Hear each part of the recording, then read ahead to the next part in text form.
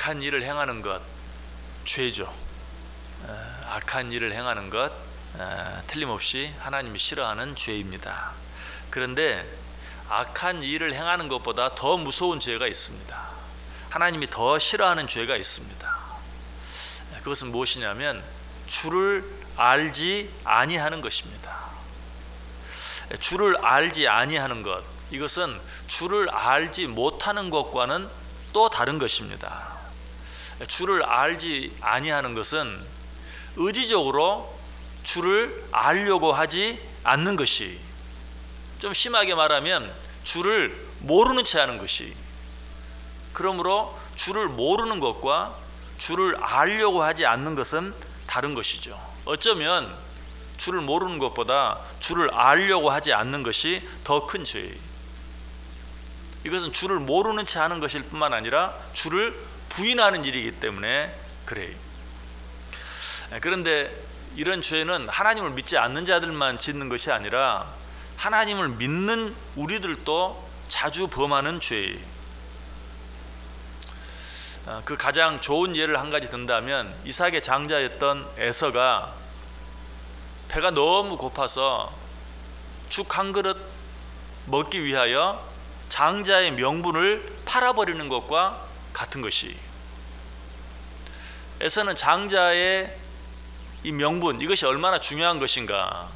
이 장자의 명분은 하나님의 자녀라는 상징이었고, 하나님의 자녀로서 하나님의 모든 기업을 물려받을 수 있는 특권이라는 사실을 누구보다도 잘 알았어요. 그러면서도 배가 너무 고프니까 그냥 자기가 알고 있는 그 하나님의 자녀의 특권, 그것을 일부러 모르는 채 하고 그냥 너 가져 팔아버린 거예요. 몰라서가 아니, 지금 너무 배가 고파서 그 배고픈 허기를 면하기 위해서 모르는 채 해버린 거예요. 우리들도 이런 죄의 자리에 빠질 때가 많다는 것이, 하나님을 분명히 알면서도 여러 가지 세상적인 일들로 인해서 그 세상적인 일을 감당하는데 조금 불편하게 느껴지거나 손해가 되는 것처럼 느껴지면 하나님을 모르는 척 해버리는 거예요.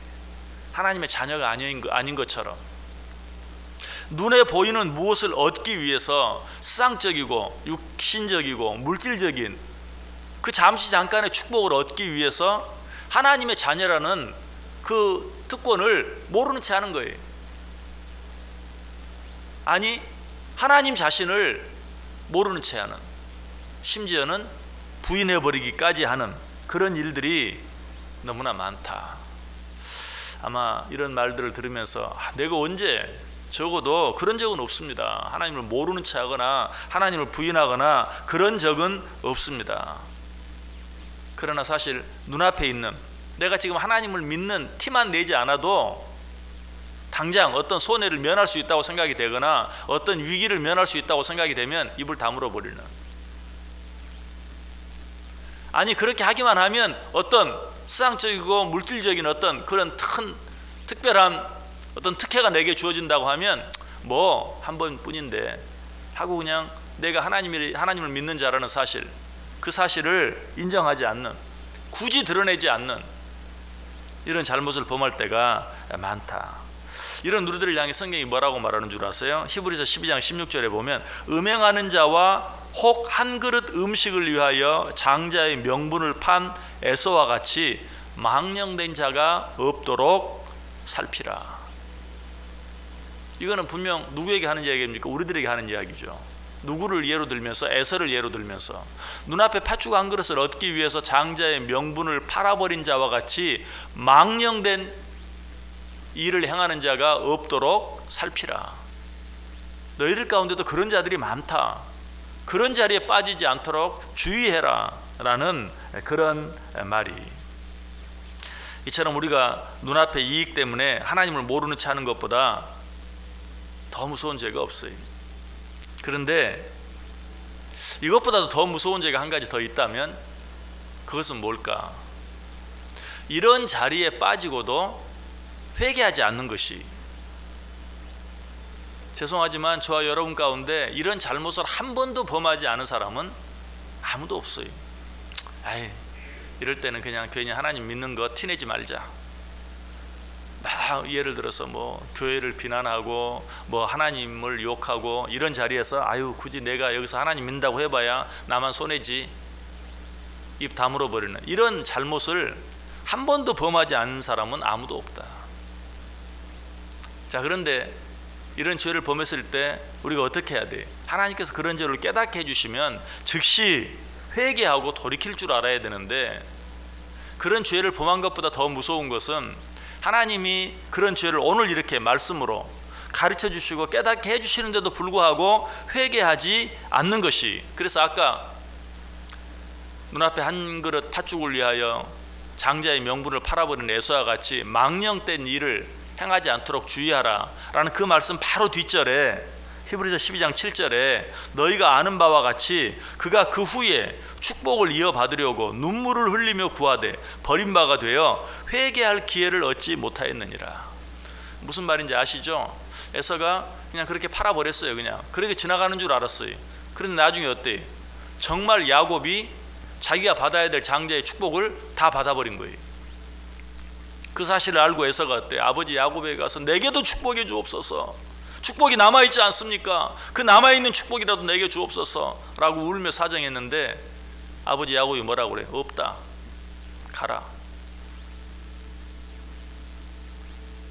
네 동생 야곱에게 내가 다 축복했다 라고 말하는 것을 보게 돼. 어쩌면 그 아버지 이삭 앞에서 에서가 막 눈물을 흘리면서 축복이 남아있지 않습니까? 남아있는 축복이라도 내게 주옵소서라고 말한 것이 회개처럼 보일 줄 몰라요. 그러나 그것은 회개가 아니었어요. 그때 흘린 눈물은 회개의 눈물이 아니에요. 그건 무슨 눈물입니까? 후회의 눈물이죠. 내가 왜 그때 장자의 명분을 팔았던가. 여러분, 회개와 후회는 다릅니다. 후회는 그냥 내가 그때 그러지 말았어야 되는데, 그게 후회예요. 그럼 회개는 뭡니까?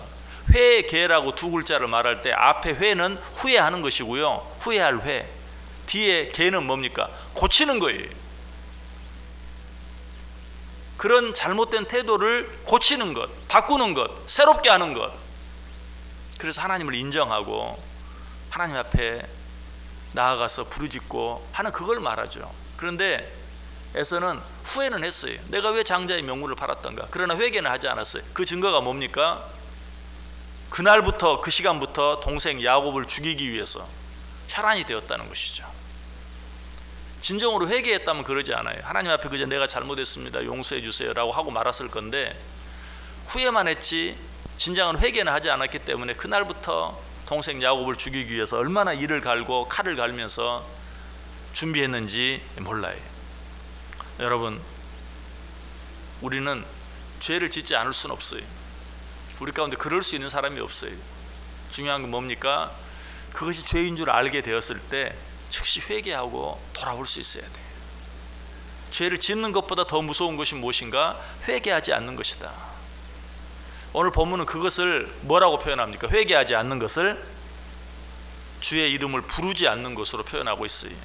다시 한번 읽어볼게요. 주를 알지 아니하는 민족들, 이것을 주를 알지 아니하는, 그래서 주 앞에서 마음대로 죄를 짓는 자들이라고 말하면 그 뒤에 주의 이름을 부르지 아니하는 나라들, 죄를 범하고도 회개하지 아니하는 자들을 말하고 있어요.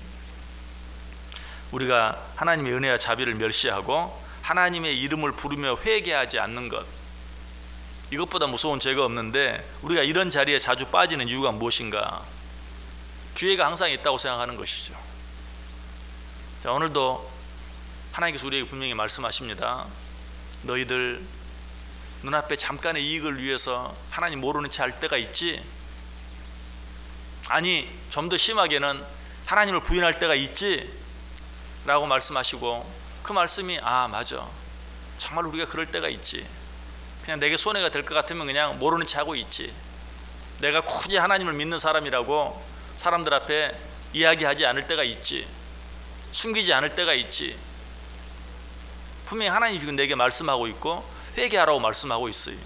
그럼에도 불구하고 진정으로 내가 지금 그 죄를 회개하지 않는 이유는 무엇입니까? 이런 말씀은 날마다 주어지는 말씀이에요. 굳이 뭐 오늘 새벽에만 주어지는 말씀입니까? 이전에도 많이 들었고, 죄를 짓는 것도 무섭지만 회개하지 않는 게 더 무섭다. 죄를 지었을 때는 즉시 회개해야 한다. 여러분, 이 얘기 오늘 처음 듣습니까? 또 앞으로는 듣지 않을까요? 왜 우리가 회개하지 않습니까? 죄인 줄 알아요. 회개할 마음도 있어요. 그런데 왜 하지 않습니까? 꼭 오늘 할 필요는 없기 때문에.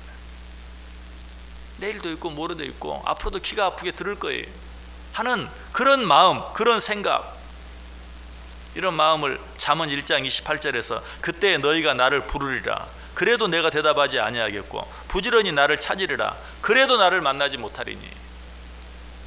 여러분, 기억하시길 바랍니다. 하나님께서 우리에게 회개할 기회를 주셨을 때 즉시 회개하고 돌이킬 줄 알아야 돼요. 그런 기회가 항상 있는 것이 아니다. 언젠가는 네가 불러도 내가 대답하지 아니할 것이다. 네가 찾아도 나를 만나지 못할 것이다. 그런 때가 우리에게 올 것이라고 이야기하고 있어요. 그래서 이사야 55장 6절은 너희는 여호와를 만날 만한 때에 찾으라. 가까이 계실 때에 그를 부르라. 자, 코로나 바이러스 때문에 온 세상이 긴장하고 있어요. 두려움 가운데 있어요. 자, 이러한 때도 하나님이 우리에게 주시는 기회인 줄 알고 우리는 하나님 앞에 한 걸음 더 나아가야 돼요. 야, 우리가 이렇게 약하구나. 정말 아무것도 아니구나. 뭐 이제는 뭐 인간들이 100살 넘게 사는 거는 뭐 보통이고 이제는 뭐 150살 시대가 눈앞에 와 있다 라고 그렇게 자신만만해 했는데, 이렇게 눈에 보이지도 않는 작은 바이러스 하나 때문에 온 인류가 벌벌벌 떠는, 여러분, 배를 바닷가에 두고 사람을 내리게 하지 못하는 그 얼마나 무서우면 그렇겠어요. 얼마나 무서워. 아니, 그 정도밖에 안 되나? 세상의 과학이 이 정도밖에 안 되나? 이런 일들 앞에서 우리는 정말 우리가 교만했던 것, 우리가 오만했던 것 회개하고 우리가 얼마나 약한지, 정말 하나님밖에는 우리가 믿고 의지하고 살아갈 자가 없다는 사실을 깨닫고 뉘우쳐야 돼요. 하나님 앞에 납작 엎드려야 돼요. 그런데도 그렇게 하지 않아요. 왜? 뭐 사스도 지나갔고 메르스도 지나갔고 뭐 이번도 또 그렇게 지나가겠지 뭐, 그런 생각하는 거예요. 그때도 다 아무 일 없었는데 뭐 잠깐 그러다 마는 거지 뭐. 그런데 뭐라고 말해요? 너희가 나를 불러도 내가 대답하지 아니하고 너희가 나를 찾아도 만나지 못할 때가 올 것이다. 우리는 마지막 기회인 줄 알고 하나님 앞에 엎드려서 돌이키고 회개할 수 있어야 한다. 기회라는 것은 주어졌을 때 잡아야 돼요. 벨릭스 총독이 바울의 복음을 듣고 어때요? 회개할 마음이 생겼어요. 깨달았어요. 그런데 뭐라고 말합니까? 알았다. 그러나 지금은 가라. 내가 나중에 다시 너를 부를 것이다. 나중에 다시 불렀습니까? 그런 기회가 벨릭스 총독에게 주어졌습니까? 주어지지 않았어요. 이런 모습을 보면서 사도 바울은 말합니다. 고린도후서 6장 1절 2절에 우리가 하나님과 함께 일하는 자로서 너희를 권하노니 하나님의 은혜를 헛되이 받지 말라. 가라사대 내가 은혜 베풀 때에 너를 듣고 구원의 날은 너를 도왔다 하셨으니 보라 지금은 은혜 받을 만한 때요 보라 지금은 구원의 날이로다. 지금이 하나님 앞에 돌이키고 회개할 때라는 사실이, 우리는 하나님 앞에 우리 연약함을 내어놓고 하나님의 이름을 부르며 회개할 수 있어야 돼요. 오늘 시인은 뭐라고 말하고 있어요? 그러지 아니하는 자들, 이런 자들에게 노를 쏟으소서. 주를 알려하지 않는 자들, 이런 자들만 무서운 것이 아니라 주의 이름을 부르지 아니하는 자들, 돌이켜 회개하지 않는 자들, 이런 자들에게 주의 노를 쏟으소서. 역시 이런 말을 들으면서도 또 한 번, 나는 날마다 주의 이름 부릅니다. 날마다 주의 이름 부르며 회개합니다. 또 이렇게 생각하는 분이 혹 있습니까? 그런 분들도 생각해야 될 것이 있어요. 그것은 무엇인가? 내가 주의 이름을 부르는 것, 그것이 진정인가? 아니면 그저 입술로만 부르는 것인가? 호세아 7장 13절과 14절에 보면 화 있을진저 그들이 나를 떠나 그릇 같음이니라. 패망할진저 그들이 내게 범죄하였음이니라. 내가 그들을 건져주려 하나 그들이 나를 거슬러 거짓을 말하고 성심으로 나를 부르지 아니하였으며 오직 침상에서 슬피 부르짖으며 곡식과 새 포도주로 말미암아 모이며 나를 거역하는도다. 성심으로 나를 부르지 아니하였다. 우리가 주의 이름을 부르며 회개하지만 정말 그것이 내 진심인지, 진심이라는 게 뭡니까? 입술로만이 아니라 아까 말한 것처럼 잘못된 길에서 뛰쳐나오는 것, 잘못된 행위를 하던 그런 내 모습을 뜯어 고치는 것, 새롭게 만드는 것, 그것이 성심으로 주의 이름을 부르는 것이. 그렇지 아니한 자들이 어떻게 하겠다고요? 내가 분노를 쏟아놓겠다. 오늘 시인은 이걸 생각하며 기도하고 있어요. 주의 이름을 부르지 않으냐 자들에게 주의 노를 쏟으소서. 우리들은 주의 이름을 부를 때 아까 호세아서에서 너희들이 성심으로 나를 부르지 아니하였다. 그러면 어떻게 불렀다는 것이에요? 계속 뭐라고 말하죠? 오직 침상에서 슬피 부르짖으며 곡식과 새 포도주로 말미암아 나를 부른다. 뭔가 얻기 위해서, 뭔가 달라고. 진정으로 내 죄를 뉘우치며 회개하면서 하나님의 이름을 부르는 것이 아니라 주여 이거 내게 주세요, 저거 주세요, 곡식 주세요, 포도주 주세요 하면서 내 이름을 부른다. 이런 자들을 향해 뭐라고 말해요? 너희가 나를 성심으로 부르지 아니했다. 너희들이 지금 하는 회개는 진정한 회개가 아니다. 뭔가 달라고, 뭔가 얻기 위해서 하는 것 아니냐라고 말하고 있습니다. 여러분, 이런 신앙생활을 뭐라고 말합니까?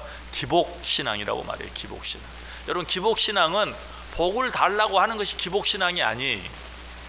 회개는 없이 복만 달라고 하는 것, 이것이 기복신앙입니다. 당연히 우리는 하나님의 복을 달라고 해야 돼요. 우리 하나님은 복 주시기를 기뻐하시는 하나님이, 우리는 하나님의 복을 받지 않고는 살 수 없어요. 그러면 어떻게 복을 달라고?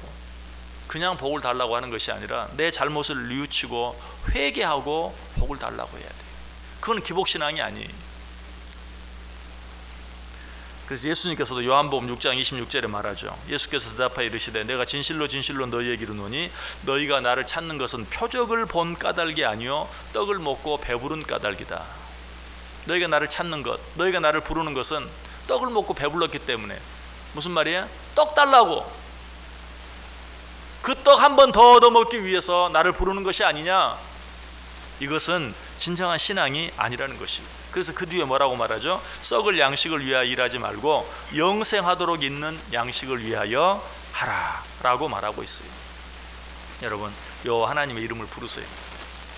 그냥 뭐 필요해서 이것 달라 저것 달라 하기 위해서 부르는 것이 아니라 내 잘못을 진정으로 뉘우치고 회개하기 위해서, 그리고 하나님께서 이미 내게 주신 것들로 인하여 감사하기 위해서 주의 이름을 불러보세요. 이런 자들에게는 복이 있을지어다. 그러나 그렇지 아니하는 자들에게는 오늘 시인이 뭐라고 말해요? 주의 노를 쏟으소서 라고 말하고 있어요. 진정으로 하나님의 이름을 부르고 회개하고 감사함으로 말미암아 주의 노가 아니라 그런 자들에게 약속된 주의 복을 받아 누리며 살아가는 저와 여러분 될 수 있기를 주님의 이름으로 간절히 축원합니다. 기도하겠습니다. 하나님 감사합니다. 이 새벽에 또 한 번